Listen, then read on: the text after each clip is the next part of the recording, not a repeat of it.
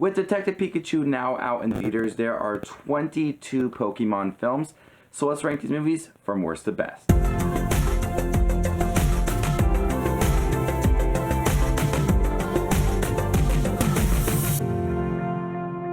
Hey everybody, my name is Justin and I love to watch movies. If you guys love to watch movies too and Pokemon, you guys are in the right spot. Consider hitting that subscribe button down below so you guys don't miss any of my up and coming videos. Today we're going to be talking about all 22 of the Pokemon movies, including Detective Pikachu. So before we get started with this list, make sure to comment down below with how you would rank all 22 of these films from worst to best. I've seen a few of these in theaters, the ones that did have theatrical releases, and I've always enjoyed Pokemon. So it was a fun journey to watch all these films before Detective Pikachu, and I'm excited to rank these movies for you guys from worst to best. So enough talking, let's get started with number 22, Hoopa and the Clash of Ages. Most of the Pokemon movies deal with a legendary Pokemon in Ash, and most of those Pokemon movies with the legendary Pokemon feel like it's a legendary Pokemon. But Hoopa and Hoopa Unbound aren't really interesting legendary Pokemon.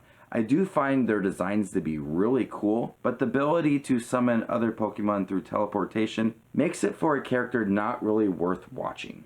Coming at number 21 is Genesect and the Legend Awakened. I've always found Genesect to be a really interesting character, and having Mewtwo in the film adds a lot of similarities between the two because they both were man-made Pokemon. But the film never manages to feel like it wants to connect the two.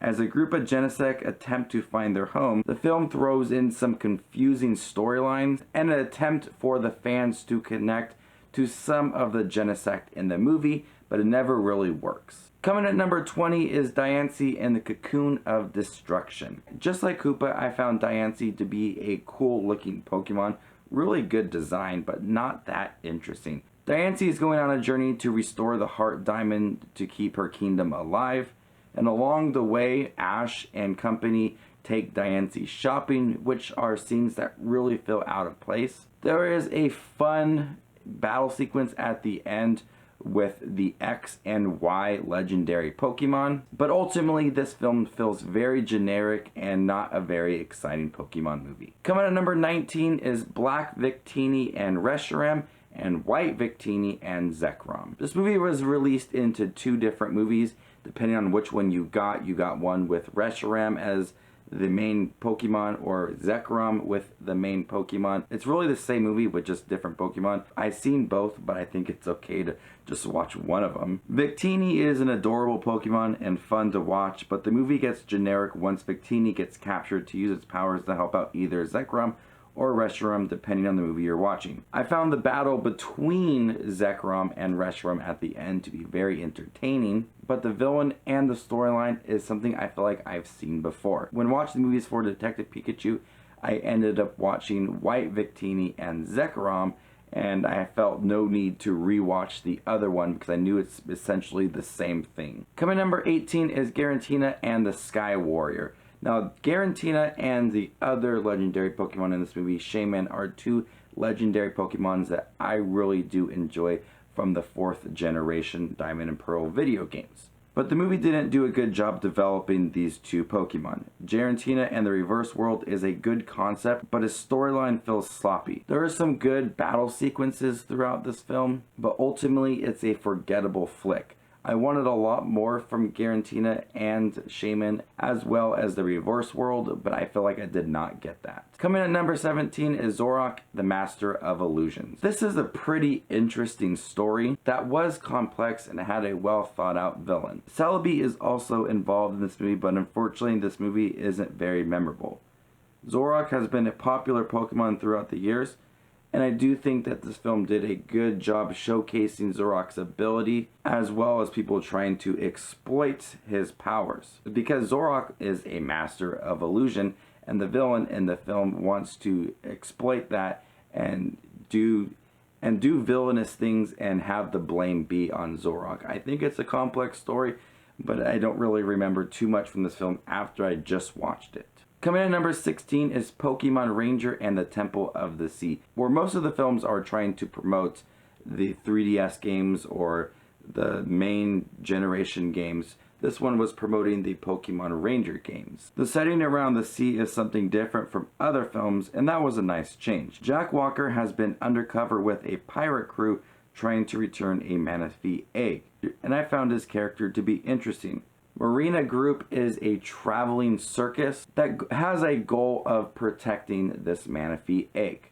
They do perform throughout the movie, and I think that they are fun to watch. But other than that, nothing really stands out for this movie. Coming at number 15 is Kyurem versus the Sword of Justice. Now I know that this film is lower on a lot of people's list, and it's because this movie isn't focused on Ash doing a heroic deed. It's more focused on a Pokemon trying to join the Sword of Justice. Because Ash is pretty pointless in this movie. All he does is cheer on Keldeo in his journey to become a Sword of Justice, which is different than other movies that focus on Ash and his heroic deeds.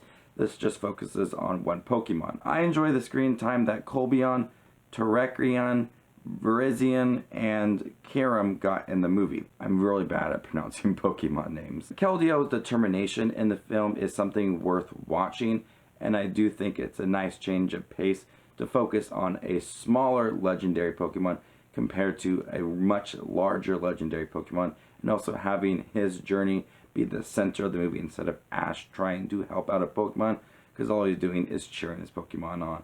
I do enjoy this movie for what it is, and it's not the best, but I do find it to be enjoyable. Coming at number 14 is Arceus and the Jewel of Life. This film ended the Sinnoh trilogy in an okay fashion. The film offered a solid villain in Deimos. The film gets messy when it does throw in time travel and alternate dimensions. It was fun to see such massive legendary Pokemon like Palkia, Dialga, and Girantina in this film, because those are some of the best legendary Pokemon there are. Coming at number 13 is Lucario and the Mystery of Mew. Lucario and the Mystery of Mew sets the film up very nicely, with us getting a glimpse of the past and seeing how Lucario stopped two armies from fighting. The film fast forwards like 1,000 years, and of course Ash is involved in the movie. After the initial strong opening, I think the film does take a step back and slows down and becomes kind of generic, but I did admire the relationship between Lucario and his human partner. I thought it was something very sweet. It reminded me a lot of Ash and Pikachu. Coming at number 12 is Pokemon Heroes. This was the last Pokemon movie to hit theaters until 2017. Latias and Latios are at the center of this movie, which sees them protecting an island city. There are some exciting battle sequences involving the two trying to stop a tidal wave. There are also some earned moments for the characters making heroic deeds, which was pleasant to see. Coming at number 11 is Volcania and the Mechanical Marvel. Most Pokemon movies have Ash volunteering to step in and save a legendary Pokemon, but in Volcania and the Mechanical Marvel, he is actually forced to work alongside Volcania. Magnera is also involved in the movie, and Volcanion has an interesting relationship that is worth watching. It was a film I expected to dislike because of where this movie was with other Pokemon movies, but it's a movie that I actually did enjoy. Coming at number 10 is Jirachi Wishmaker. I was impressed with the backstory for Jirachi and how it absorbs the power of a comet that passes every 1,000 years. This movie does offer some good moments with Groudon, but the best moments are with Jirachi and his adventure to avoid a scientist who wants to absorb all of his powers. Battle between Jirachi and Groudon is cinematic, and it does make it for a fun film to watch. Coming at number 9 is The Power of Us. This is the second film in this new reboot era of Pokemon films that they're doing. It's not as strong as Pokemon I Choose You, but it still is a very enjoyable film. The animation still works. I really enjoyed the animation from The Power of Us as well as I Choose You, but this movie does offer plenty of different storylines, and not a lot of them are satisfying or engrossing or something that I can attach to. I do like this new approach to these Pokemon movies, and I'm curious to see what they do with the new one that's supposed to come out this summer, which is a remake of the first Pokemon movie with a different style of animation. Coming in at number 8 is Destiny Deoxys. I do think that Deoxys is a really interesting Pokemon, and I feel like this movie did a good job of building up this Pokemon. Deoxys is a really strong, legendary Pokemon. The film managed to add enough storyline to this Pokemon to make me want to know more about him, as well as see this Pokemon on screen a lot. The storyline in Deoxys is very fun to watch, and some of the characters in here are entertaining to see. It does offer some really interesting battle sequences as well, and it's one that I've always loved watching when it was released. And so when it was released, I was really into Pokemon, so I remember watching a lot of this film. Coming in at number 7 is The Rise of Darkrai. The Rise of Darkrai offered an interesting storyline on this Pokemon, who is referred as to the nightmare-causing Pokemon. After a battle with Palkia and Dialga, a town is damaged and they blame Darkrai. Darkrai has actually been protecting a secret garden, and he teams up with Ash to try to stop this town from being destroyed. Darkrai has always been a favorite Pokemon of mine, and I think that they did a good job of developing this Pokemon and giving him a storyline worth watching. Coming in at number 6 is Pokemon Forever. This movie was released in theaters. I did not see it, but this one offered one of the biggest plot twists in any of the Pokemon movies. Time travel involved in this film, we offered a big twist. A young trainer named Sam encounters the forest Pokemon Celebi that transports both of them forward in time to escape from a hunter. It is later revealed, plot twist, that Sam is actually Professor Oak. Did not see that coming, really enjoyed that plot twist. Sam and Celebi do have a really strong relationship in this movie, and I do like the setting in the forest. Coming in number 5 is Pokemon 3. This one involved Entei and Unown. I remember seeing it in theaters and just going crazy for another Pokemon movie. The film introduced more Pokemon from Gold and Silver and did it in a much smaller personal storyline involving a young girl who summons the powerful Unown. I love the involvement of Entei in this film. Entei is one of the coolest legendary Pokemon. This film actually got surprisingly emotional towards the end, and I enjoyed seeing it in theaters and pointing out all the different little Pokemon I saw. And after seeing that film, I collected a lot of Unown cards. I try to get like the whole alphabet, and I have a lot of Entei cards from this movie, but it still remains one of my favorite storylines, and seeing Entei in this film makes me very happy. Coming in at number 4 is the latest Pokemon movie, Detective Pikachu. Seeing a live-action Pokemon movie I never thought would happen, but they did a good job capturing what I love about Pokemon. There are some people catching Pokemon in this movie. There are some cool battle sequences. The CGI looks great for the Pokemon. I do think that the storyline gets a little bit confusing at times, but I do like Ryan Reynolds voicing Pikachu. The human characters are not as interesting as I wanted them to be, but for what I got, I loved seeing Charizard and Jigglypuff and Pikachu and Mewtwo and Psyduck in this movie, and seeing them in a live action form was amazing. I can't wait to see what they do in the future.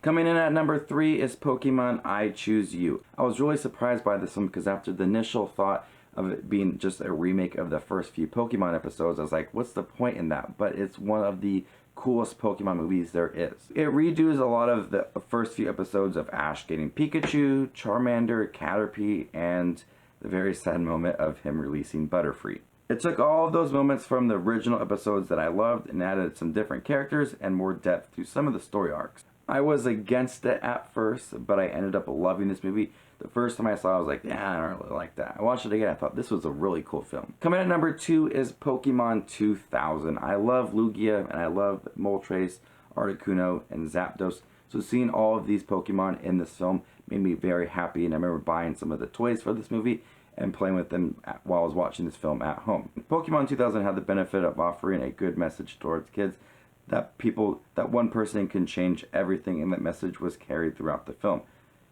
This film involved a bad guy trying to capture Moltres, Zapdos, and Articuno so he can get to Lugia. And once Lugia was revealed in here, I was so excited. And I think this has one of the best entries for a legendary Pokemon in any of the Pokemon movies. I also liked seeing Team Rocket team up with Ash, and it also offered some thrilling battle sequences throughout the film. And it's still a film I love watching. But coming in at number 1 is easily the best pick, and that's Pokemon the first movie. I remember seeing this movie in theaters, getting the promo cards, all of the toys from Burger King, loving to see Pokemon on the big screen and pointing to all the different Pokemon I saw there to my friends, and I'm sure all the kids in the theater were shouting at different Pokemon and just having fun, and the parents are just shaking their head and like, what am I doing here? This is easily the best Pokemon movie. It's full of epic battles with a surprisingly really good soundtrack and surprisingly very emotional scenes. And it also has a legendary Pokemon worth watching, Mewtwo and Mew. It truly captures Ash's heroic adventures and it had a good message. It was a lot of fun and it showcased everything I love about Pokemon in one film, and I still love to watch Pokemon the first movie. So there you guys have it, all 22 Pokemon movies ranked worst to best. How would you rank these films from worst to best? Let me know down below. Thank you guys for checking out this video. Stay tuned for more anime videos coming your way. I got 2 more coming for the rest of the month for May. So make sure to hit that subscribe button down below so you guys don't miss any of those videos. My name is JustinWatchesMovies, and you guys stay classy, YouTube.